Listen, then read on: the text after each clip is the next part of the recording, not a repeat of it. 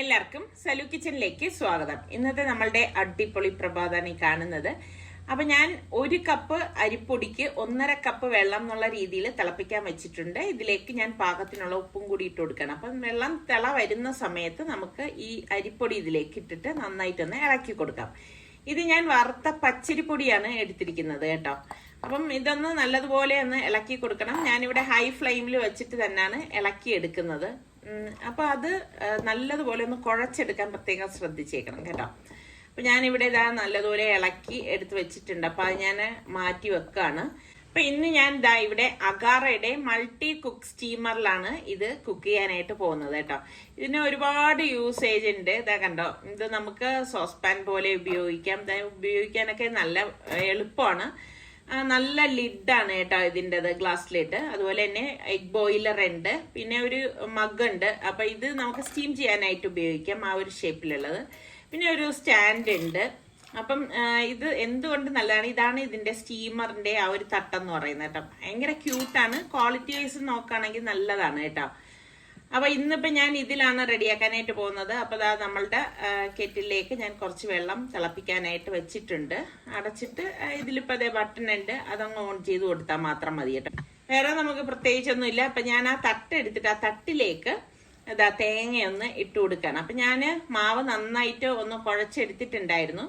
അപ്പൊ അത് നമ്മളുടെ സേവനാഴിയിലേക്ക് വെച്ച ശേഷം ഇടിയപ്പത്തിനാണ് കേട്ടോ ഇതൊന്ന് ചുറ്റിച്ചു കൊടുക്കുക. അപ്പൊ ആ തട്ടിന്റെ അത്രയും വലിപ്പത്തിൽ തന്നെ ഞാൻ ചുറ്റിച്ചെടുക്കാനായിട്ട് പോവാണ്. അപ്പൊ നിങ്ങൾക്ക് ചെറിയ ഇടിയപ്പം മതിയെങ്കിൽ ചെറിയ രീതിയിൽ നമുക്കിത് ചുറ്റിച്ച് എടുത്താൽ മാത്രം മതി കേട്ടോ. അപ്പൊ ഇത് ഇപ്പതാ ഈ ഒരു രീതിയിലാണ് ഞാൻ എടുത്തിരിക്കുന്നത്. അപ്പൊ നമ്മളുടെ വെള്ളം ഉടൻ തന്നെ തിള വന്നിട്ടുണ്ടായിരുന്നു കേട്ടോ.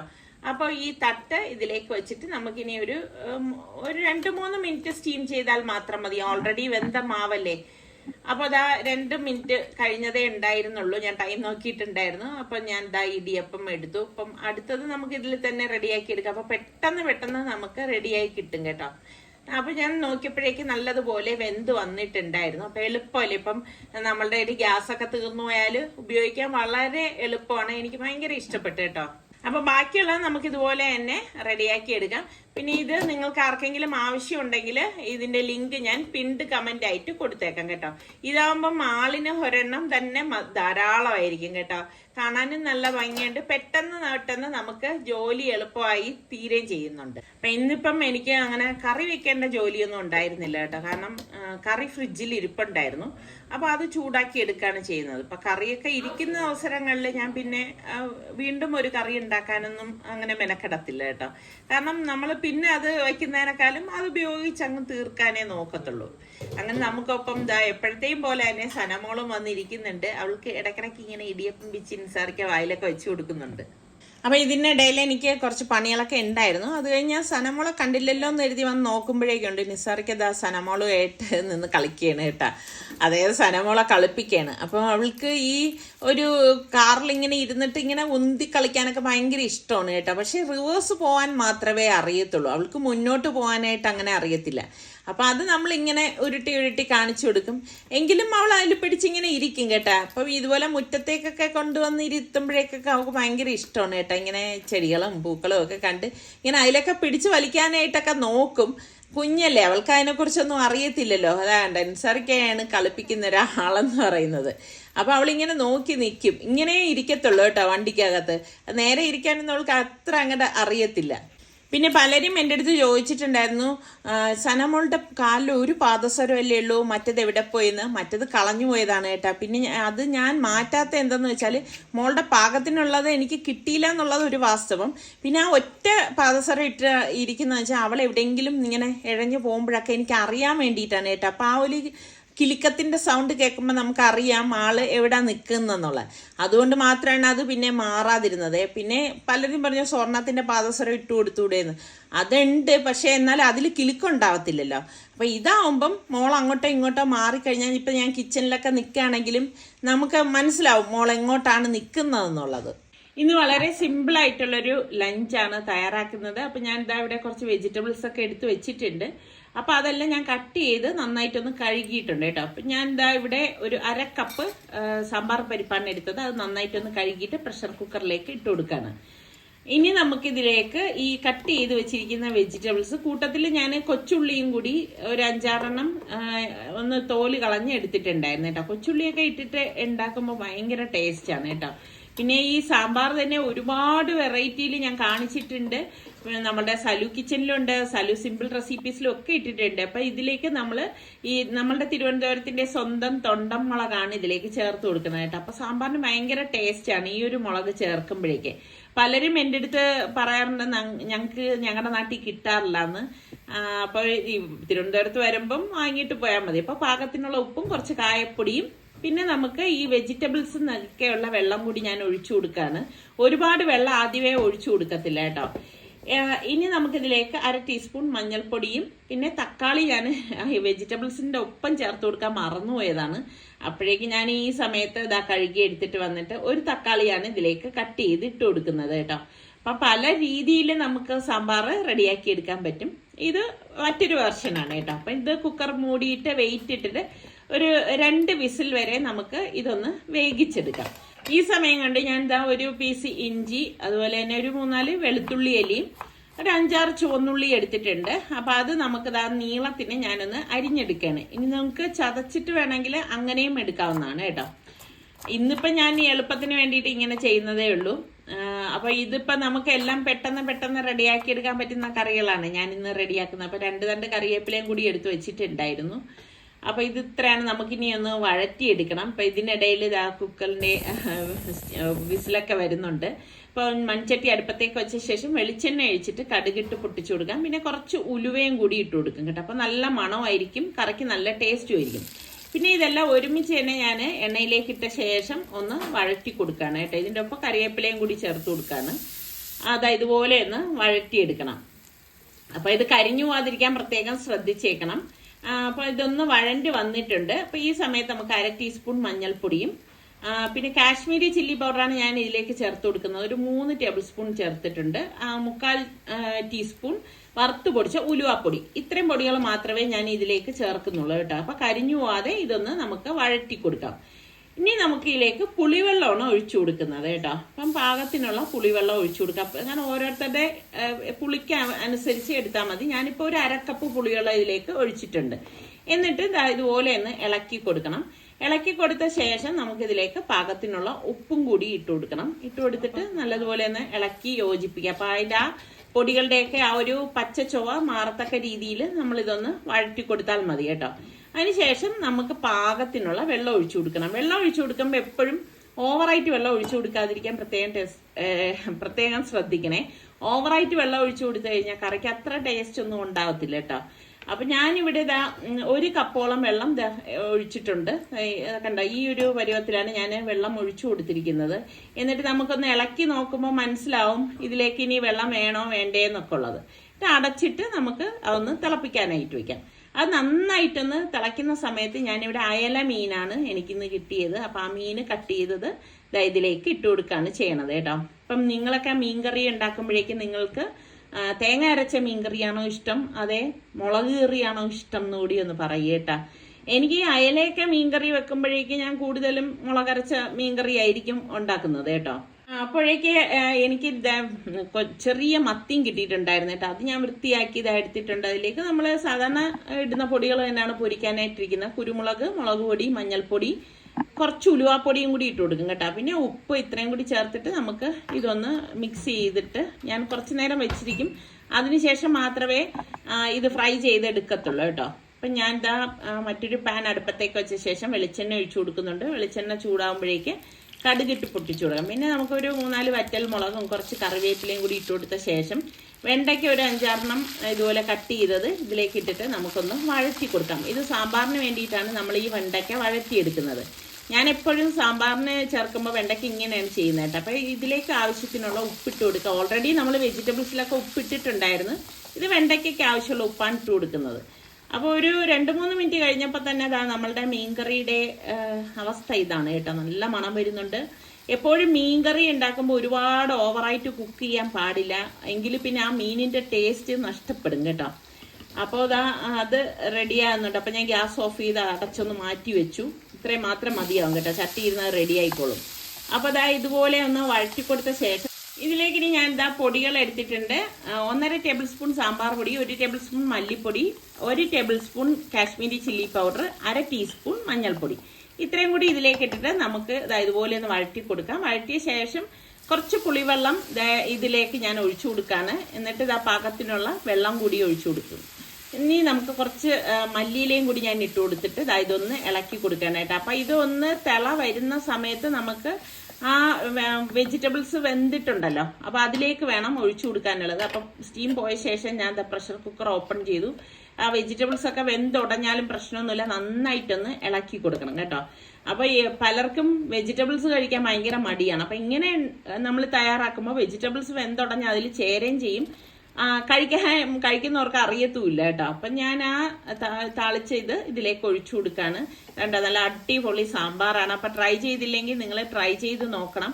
അപ്പം ഇതിലും സിമ്പിളായിട്ട് ഉണ്ടാക്കുന്ന ലഞ്ച് എന്ന് പറഞ്ഞാൽ അങ്ങനെ ഉണ്ടെങ്കിൽ നിങ്ങൾ പറയണം കേട്ടോ. അപ്പം ഇത് വളരെ സിമ്പിളാണെന്നാണ് എൻ്റെ ഒരു അഭിപ്രായം. കുറച്ച് മല്ലിയിലോടി നമുക്ക് ഇതിൻ്റെ മീതെ ഇതുപോലെ ഇട്ട് കൊടുക്കാം കേട്ടോ. അപ്പം ഇത് നമുക്ക് ഇഡ്ഡലിക്കായാലും ദോശയ്ക്കായാലും ഇതുപോലെ ഉച്ചയ്ക്ക് ചോറിനൊക്കെ കഴിക്കാനായാലും അടിപൊളി സാമ്പാറാണ്. എന്തായാലും നിങ്ങൾ ഈ രീതിയിലൊന്ന് ട്രൈ ചെയ്ത് നോക്കണം കേട്ടോ. ഇവിടെയൊക്കെ നല്ല സാമ്പാറിന്റെ മണം വരുവാണ്. ലഞ്ച് തന്നെ നമ്മൾ ഒരുപാട് രീതിയിൽ ഉണ്ടാക്കാറില്ലേ. അപ്പൊ എപ്പോഴും എല്ലാവർക്കും വളരെ സിമ്പിളായിട്ട് പെട്ടെന്ന് ഉണ്ടാക്കി എടുക്കുന്ന ഐറ്റംസ് ഒക്കെ ആയിരിക്കും ഇഷ്ടം. നിങ്ങൾക്ക് ഏത് ടൈപ്പ് ലഞ്ച് ഉണ്ടാക്കാൻ ഇഷ്ടം എന്നോടെ പറയട്ടെ. അപ്പൊ ഞാൻ ആ മീനൊന്ന് ഫ്രൈ ചെയ്യാൻ വേണ്ടി കുറച്ച് വെളിച്ചെണ്ണയിൽ തന്നെയാണ് കേട്ടോ കറിവേപ്പില വെച്ച ശേഷം മീനെല്ലാം വെച്ചു കൊടുക്കുകയാണ്. ശരിക്കും പറഞ്ഞാൽ ഇന്ന് കിട്ടിയ മത്തി എന്ന് പറഞ്ഞാൽ നെത്തോലിയുടെ അത്രയുള്ളൊരു മത്തിയാണ് കേട്ടോ. മത്തി ഇഷ്ടമുള്ള എത്ര പേരുണ്ട്? എനിക്ക് ഭയങ്കര ഇഷ്ടമാണ് കേട്ടോ കഴിക്കാൻ. പക്ഷെ നമ്മൾ മത്തി വറുത്ത് കഴിയുമ്പോൾ വീടിന്റെ അകത്തൊക്കെ ആ ഒരു മത്തിയുടെ ഒരു മണമായിരിക്കും അല്ലേ. അപ്പോൾ മത്തിയുടെ മണം മാറിക്കിട്ടാനുള്ള ടിപ്സ് നിങ്ങൾക്ക് അറിയാവോ? നല്ലൊരു കോഫി ഇല്ലേ, കോഫി പൗഡർ, അത് ഒന്ന് വെച്ചിരുന്നാൽ മതി കേട്ടോ. ഈ മത്തിയുടെ മണമൊക്കെ മാറിക്കിട്ടും. ഇതാണ് നമ്മളുടെ ഇന്നത്തെ സിമ്പിൾ ലഞ്ച്. പിന്നെ ഞാൻ നിങ്ങളുടെ അടുത്ത് കഴിഞ്ഞ വീഡിയോയിൽ പറയണം എന്ന് വിചാരിച്ചു, പക്ഷെ പറയാൻ വിട്ടുപോയൊരു സംഭവമാണ്. ഇപ്പം നമ്മൾ പോകുന്നത് ലുലുവിലേക്കാണ് കേട്ടോ. ലുലുവില് ശിശുദിനം പ്രമാണിച്ച് കുട്ടികളുടെ ഒരു കോമ്പറ്റീഷൻ അതായത് പാചക മത്സരം നടക്കുന്നുണ്ട്. അത് ലുലുവും SP ഫോർട്ടും ക്ലബ് എഫും ഒക്കെ ചേർന്നിട്ട് നടത്തുന്ന ഒരു പരിപാടിയാണ്. അപ്പൊ അതിലേക്ക് ജഡ്ജും ഗസ്റ്റും ഒക്കെ ആയിട്ട് എന്നെ ക്ഷണിച്ചിട്ടുണ്ട്. അങ്ങനെ നമ്മളിപ്പം അങ്ങോട്ടേക്ക് പോവാണ് കേട്ടോ. അപ്പൊ സനമോള് ഭയങ്കര സന്തോഷത്തിലാണ്. ഞാൻ എപ്പോഴും പറയൂ, അങ്ങോട്ട് ഇറങ്ങി കാറ് കാണുമ്പോഴേ അവൾക്ക് സന്തോഷം തുടങ്ങും കേട്ടോ. അങ്ങനെ ഇപ്പം ശരിക്കും പറഞ്ഞു കഴിഞ്ഞാൽ എനിക്കൊരു വിഷമം കൂടിയുള്ളൊരു സംഭവമാണ് ഈ ജഡ്ജായിട്ട് പോവുക എന്ന് പറയുമ്പം.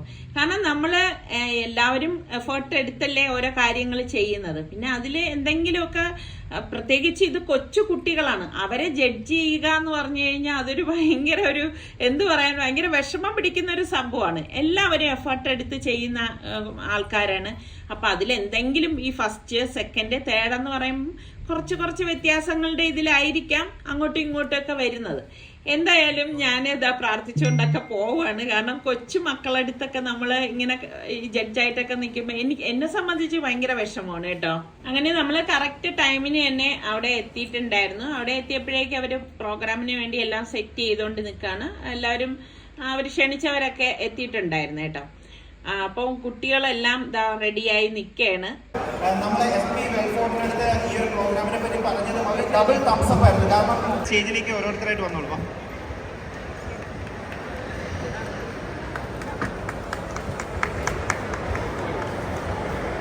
അങ്ങനെ കുട്ടികളെയൊക്കെ ഇതേ സ്റ്റേജിലേക്ക് വിളിച്ച് അവർക്ക് വേണ്ട ഏപ്രണും ക്യാപ്പും ഒക്കെ അവര് കൊടുക്കുകയാണ്. കൊച്ചു മക്കളൊക്കെ ഉണ്ട് കേട്ടോ ഇതിന്റെ ഇടയില്. അമ്മമാർക്ക് അറിയാലേ, അമ്മ അത് ഉണ്ടാക്കി തരണം, ഇത് ഉണ്ടാക്കി തരണം എന്ന് പറയുമ്പോൾ നമ്മളാ പെട്ടുപോകുന്നത്. കാരണം ഇപ്പോഴത്തെ കുട്ടികളൊക്കെ നമ്മൾ വളർന്നു വന്നതുപോലെയല്ല, ഭയങ്കര ടാലന്റഡ് ആയിട്ടുള്ള മക്കളാണ്. പ്രത്യേകിച്ച് അവർ നല്ല ഉത്സാഹത്തോടെ നിൽക്കുന്ന കാണുമ്പോൾ തന്നെ ഒരു സന്തോഷം. നമ്മൾ കൊടുക്കേണ്ടത് പ്രോട്ടീനിന് ഇമ്പോർട്ടൻസ് കൊടുക്കുക. പൾസസ് അടങ്ങിയ കറികൾ കഴിക്കുക. ഓക്കെ, പയറുവർഗ്ഗങ്ങൾ കഴിക്കുക, എഗ്ഗ് കഴിക്കുക, പ്രോട്ടീനിന് കൂടുതൽ ഇമ്പോർട്ടൻസ് കൊടുക്കുക. സോ നമ്മുടെ വയറ് ചാടില്ല. മിക്ക കുട്ടികൾക്കും ഇപ്പം വരുമ്പോൾ നമ്മൾ കാണുന്ന ഒരു ശീലമാണ്. അപ്പൊ കുട്ടികളുടെ ഈ ഒരു കുക്കിങ്ങിന് ഒരു പ്രത്യേകത ഉണ്ട്. തീയും കത്തിയും ഒന്നും ഉപയോഗിക്കാത്ത ഒരു കുക്കിംഗ് ആണ്. അതുപോലെ തന്നെ പ്രോട്ടീനും വൈറ്റമിനും ഒക്കെ അടങ്ങിയതും ആയിരിക്കണം. ജങ്ക് ഫുഡ് ആവരുത്. അതായിരുന്നു ഇതിന്റെ ഒരു തീം എന്ന് പറയുന്നത്. റാൻഡം ചോയ്സ് ആയിരുന്നു. എനിക്കറിയാൻ ഒരു മാർഗമില്ല. ഏതെങ്കിലും ഒരാളുടെ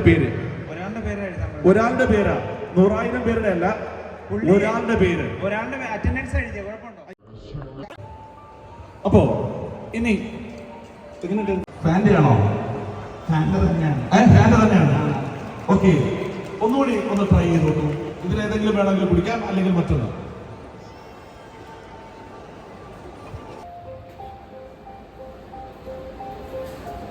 ഇതാണ് സമയം. എല്ലാവരും ഒന്ന് ഫോൺ ഓപ്പൺ ആക്കുക. ഫോണിൽ അപ്പൊ കുട്ടികളെല്ലാം ഇത് സെറ്റ് ചെയ്യുന്ന സമയം കൊണ്ട് ഇവിടെ കുറച്ച് കലാപരിപാടികളൊക്കെ ഉണ്ടായിരുന്നു. നമ്മളുടെ മെന്റലിസ്റ്റ് വിനോദ് ശാന്തിപുരം സാറിന്റെ ഒരു പ്രോഗ്രാം ഉണ്ടായിരുന്നു. പിന്നെ കുട്ടികളുടെ ഗാനമേള ഉണ്ടായിരുന്നു. അങ്ങനെ കുറെ പരിപാടികളൊക്കെ ഇതിനിടയിൽ നടക്കുന്നുണ്ടായിരുന്നു കേട്ടോ. പിന്നെ SP ഫോർട്ടിലെ ഡോക്ടേഴ്സും ഡയറ്റീഷ്യനും എല്ലാവരും ഉണ്ടായിരുന്നു. ജഡ്ജിംഗ് പാനൽ സ്റ്റാർട്ട് ചെയ്തിട്ടുണ്ട്. സല്ലു കിച്ചനും SP വെൽഫോർട്ട് ടീമും. അങ്ങനെ ഇപ്പൊ ജഡ്ജ്മെന്റ് ആരംഭിച്ചിരിക്കുകയാണ്. അപ്പൊ എല്ലാരും നോക്കാണ് കേട്ടാ എങ്ങനെയുണ്ട് കുട്ടികളുടെ ഫുഡ്. ഡയറ്റീഷ്യനും ഡോക്ടറും എല്ലാം ഇത് ടേസ്റ്റ് ചെയ്ത് നോക്കുന്നുണ്ട്. അപ്പൊ ഇന്നത്തെ ജഡ്ജ്മെന്റ് എന്ന് പറഞ്ഞു കഴിഞ്ഞാൽ വളരെ ബുദ്ധിമുട്ടായിരുന്നു കേട്ടോ. കാരണം എല്ലാം ഒന്നിനൊന്ന് മെച്ചം. പിന്നെ ഞാൻ നേരത്തെ പറഞ്ഞതുമാതിരി അവരുടെ ആ ഒരു ഏജും കൂടി നമ്മൾ കണക്കിലെടുത്തേ പറ്റത്തുള്ളൂ. അപ്പം വളരെ നിഷ്കളങ്കമായിട്ട് ചിരിയോടുകൂടി ഓരോരുത്തരും ഇങ്ങനെ ഫുഡ് ഉണ്ടാക്കി അവരുടെ കണ്ണുകളിലേക്ക് നോക്കുമ്പോൾ തന്നെ സത്യം പറഞ്ഞാൽ എനിക്ക് തന്നെ ഭയങ്കര ഒരു സന്തോഷം തോന്നുന്നുണ്ട് കേട്ടോ. കാരണം വലിയവരെ തോപ്പിക്കുന്ന വിധത്തിലാണ് ഈ കൊച്ചു മക്കള് ഓരോന്നും ഉണ്ടാക്കി വെച്ചിരിക്കുന്നത്. അപ്പൊ നമ്മളുടെ കൺമുന്നിൽ വെച്ച് തന്നെയാണ് അവരോരോന്നും റെഡിയാക്കിയത്. പിന്നെ നമ്മളെല്ലാവരും കൂടി ഒരു ഗ്രൂപ്പ് ഡിസ്കഷൻ നടത്തിയ ശേഷമാണ് ഫൈനലിസ്റ്റിനെയൊക്കെ തെരഞ്ഞെടുത്തത്. അപ്പോ club FM Lulu mall SP Welfort presents kiddies കിച്ചന്റെ ഫൈനൽ മൊമെന്റിലേക്ക് എത്തിയിരിക്കുകയാണ്. നിൽക്കാറുള്ള എന്തായാലും കിഡീസ് കിച്ചൺ ഇത്തവണ നമ്മളൊന്ന് വേദി മാറ്റി പിടിച്ചു ഈ ഒരു സ്ഥലത്ത് അല്ലേ. ചിൽഡ്രൻസ് ഡേയുടെ ഭാഗമായിട്ട് ഇങ്ങനൊരു പ്രപ്പോസൽ പറഞ്ഞപ്പോൾ നമുക്ക് വളരെ സന്തോഷമായി അതിനെ അസോസിയേറ്റ് ചെയ്യാൻ പറ്റിയതിൽ. ഇത്രയും ഭംഗിയായിട്ട് ഉണ്ടാക്കി സൂപ്പർ. എല്ലാം പോലെ ഫസ്റ്റ് ആണ്. എന്നെ സംബന്ധിച്ചിടത്തോളം, ഞങ്ങൾ എല്ലാവരെയും സംബന്ധിച്ചിടത്തോളം ഞങ്ങൾ പോലും ഇത്രയും വെറൈറ്റി ഓഫ് ഫുഡൊന്നും കഴിച്ചിട്ടുണ്ടാകും. പറയാൻ സമയം സല്ലു എന്താ ശരിക്കും പറഞ്ഞാൽ നല്ലൊരു കയ്യടിയാണ് അവർക്ക് കൊടുക്കേണ്ടത്. ഭയങ്കര സന്തോഷം തോന്നി ഓരോ ഫുഡ് ടേസ്റ്റ് ചെയ്യുമ്പോഴും. ഒന്നാമത് ലിമിറ്റഡ് ടൈമിനുള്ളിൽ അവർ ഇത്രയും നന്നായിട്ട് ഉണ്ടാക്കുക മാത്രമല്ല അത് പ്രസന്റ് ചെയ്ത് വെച്ചിരിക്കുന്ന ആ ഒരു രീതി തന്നെ ഭയങ്കര സന്തോഷമുണ്ട്. പിന്നെ നിങ്ങൾ വിഷമിക്കൊന്നും വേണ്ട മക്കളെ. ഫസ്റ്റ്, സെക്കൻഡ്, തേർഡ് അങ്ങനെയൊന്നും ഇല്ല കേട്ടാ. അതിപ്പോ നമുക്ക് ഒരാളിനല്ലേ സമ്മാനം കൊടുക്കാൻ പറ്റത്തുള്ളൂ. അപ്പൊ അതിൽ കുറച്ച് എന്തെങ്കിലും വ്യത്യാസം ഉണ്ടായിരിക്കും എന്ന് മാത്രം കരുതുക. എന്തായാലും എല്ലാവരും ഇതിൽ വിന്നറാണെന്ന് തന്നെ നിങ്ങൾ കരുതുക. ഇനിയും ഇതുപോലെയുള്ള മത്സരങ്ങളിലൊക്കെ നിങ്ങൾ പങ്കെടുക്കണം. Third prize Sallu. Okay, third prize എല്ലാവരുടെയും ഹാർട്ട് ഇങ്ങനെ ബീറ്റ് ചെയ്യുന്ന എനിക്ക് കേൾക്കാം കേട്ടോ. തൂബ ഹെവൻ. അതെ, ട്രീ എന്താ പേരിന്റെ അർത്ഥം എന്താണ്? Tree in heaven. ഓക്കെ, ഇനി സെക്കൻഡ് പ്രൈസ് ആർക്കാണ് കിട്ടിയിരിക്കുന്നത്? കിഡീസ് കിച്ചൺ 3,000 rupees ക്യാഷ് വൗച്ചറും അതുപോലെ തന്നെ 10,000 rupeesന്റെ ഹെൽത്ത് കാർഡുമാണ് കിട്ടിയിരിക്കുന്നത് SP വെൽഫോർട്ടിന്റെ.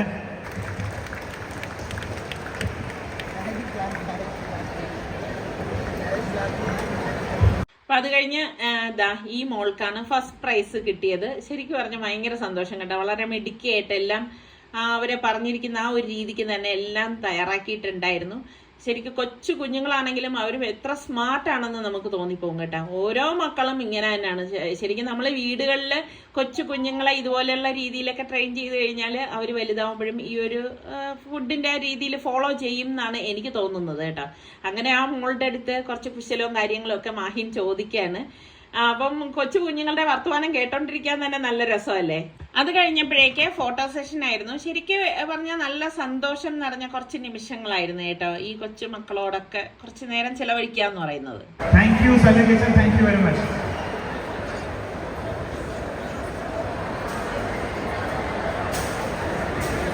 ഇനി അടുത്ത SP ഫോർട്ടിൽ നിന്ന് നമ്മുടെ സുഭാഷ് സാറിനെ ഞാൻ വെൽക്കം ചെയ്യാം. Thank you very much.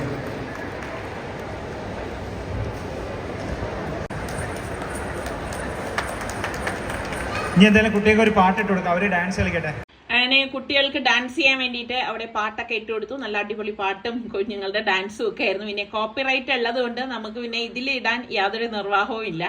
പിന്നെ അവിടുത്തെ ഡോക്ടേഴ്സ്, ഡയറ്റീഷ്യൻസ് എല്ലാവരുമായിട്ട് കുറച്ച് നേരമൊക്കെ കുശലം പറഞ്ഞ് നിന്ന് ഇതുപോലെ അവർക്ക് കുറച്ച് ഫോട്ടോസൊക്കെ എടുക്കണം എന്ന് പറഞ്ഞ് അങ്ങനെ നമ്മളെല്ലാവരും കുറച്ച് ഫോട്ടോയ്ക്കൊക്കെ നിന്ന് പോസ് ചെയ്തു. അങ്ങനെ സനമോളുടെ അടുത്ത് കുശലൊക്കെ പറയുകയാണ്. സനമോൾ ഇതൊക്കെ കണ്ട് സന്തോഷത്തിൽ നിൽക്കുകയാണ്. ഇഷ്ടം ഇഷ്ടമാണേ കിസ് എടുത്തിട്ട് ബേബിക്ക്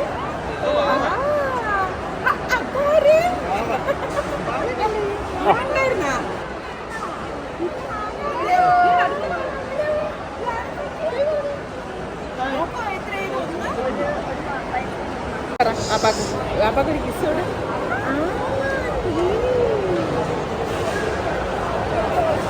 പിന്നെ ഇതൊക്കെ കഴിഞ്ഞ ശേഷം ഞങ്ങൾക്ക് കുറച്ച് സാധനങ്ങളൊക്കെ വാങ്ങിക്കാനുണ്ടായിരുന്നു. അങ്ങനെ അതൊക്കെ കഴിഞ്ഞിട്ട് ഞങ്ങളിപ്പോൾ നേരെ വീട്ടിലേക്ക് പോവാണ്. അപ്പോൾ ഇതാണ് നമ്മളുടെ ഇന്നത്തെ വിശേഷം എന്ന് പറയുന്നത്. അപ്പോൾ അടുത്ത നല്ല റെസിപ്പിയോ വ്ളോഗായിട്ടൊക്കെ കാണാം. അതുവരേക്കും എല്ലാവർക്കും ബൈ.